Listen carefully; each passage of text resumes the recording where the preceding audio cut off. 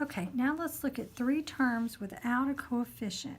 If you notice, all of these examples have three terms and there's not a number sitting out front. So whenever this is the case, I do what I call read it backwards. And so what I mean by that is you're going to start at the back. So we've got y squared minus 8y plus 15, and we want to read it backwards. I want to think of, I need factors of 15 that add to be 8. I'm just reading it backwards. And so what I mean is I want things that multiply to be 15 but will add to be 8. And so you can always find the factors by just trying all the different combinations. So if you are trying to find factors of 15, you can say 15 divided by 1 is 15. 15 divided by 2 is a decimal, so that won't work. 15 divided by 3 is 5. 15 divided by 4 is a decimal and it won't work. And then when you do 15 divided by 5, you come up with 3, and those are exactly the same combination, so you know that you're finished. So these are all our examples of factors of 15. Now we want the ones that add to be 8, and so that would be 3 and 5. They multiply to be 15, but they add to be 8. So now we're going to go to our answer, which is 2 sets of parentheses, and you always want to put your largest one first and your smallest one second. And that comes from your sign rules, which I've written right here. So remember, your sign rules are that when the signs are alike, you add and keep the same sign. And when the signs are different, you subtract and take the sign of the larger.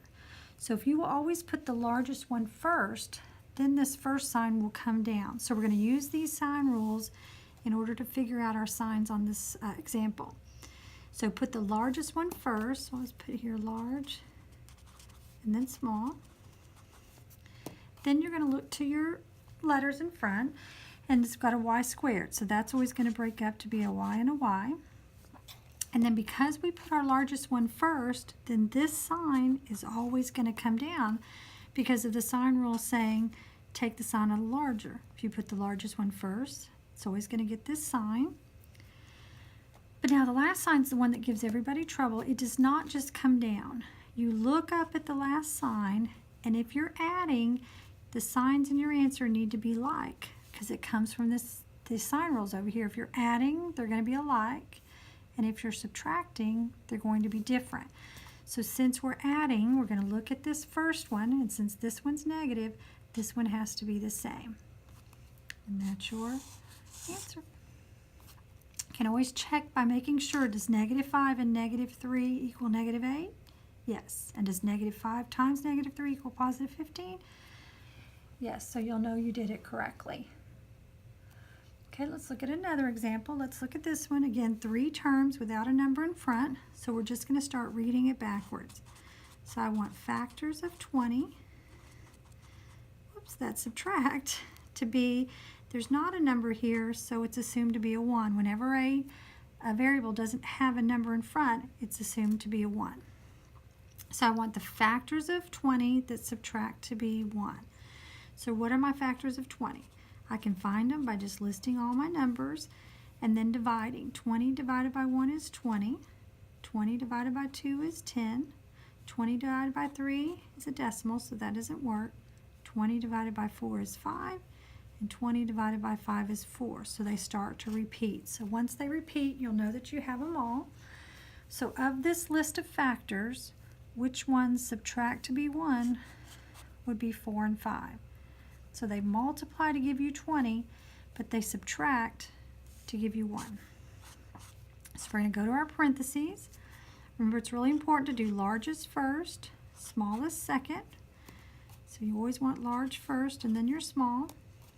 Then you're going to look at your letter. We're looking at m squared here, so that would break up to be m and m. The first sign's going to come down. So that one's easy. Again, all you have to think about is this last sign. It doesn't come down. You look up here, and if you're subtracting, the signs in your answer have to be different. Because again, from your sign rules up here, when you subtract, the signs are different. So if this one's plus, this one has to be minus. And that's your answer. Again, check yourself by multiplying it back out. But +5 and -4 do give me a positive 1. So I've got the right answer. Okay, let's look at this last one. Just by looking at it, we don't really know there's anything different about it. I'm just going to start reading it backwards.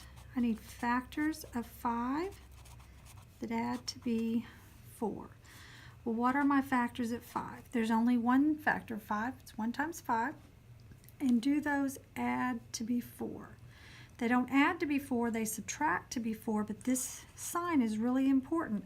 They don't add to be 4, so therefore there's not an answer, and so you're going to just write prime. So that last sign is very, very important because you could write the same problem and make that a -5, and then it would work. Because when you read this one backwards, you want factors of 5 that subtract to be 4, and now 1 times 5 works. So with it written that way, your factors are 5 and 1, so largest, smallest, x and x. First sign comes down. The second sign we're subtracting, so the signs in the answer have to be different. And there's your answer.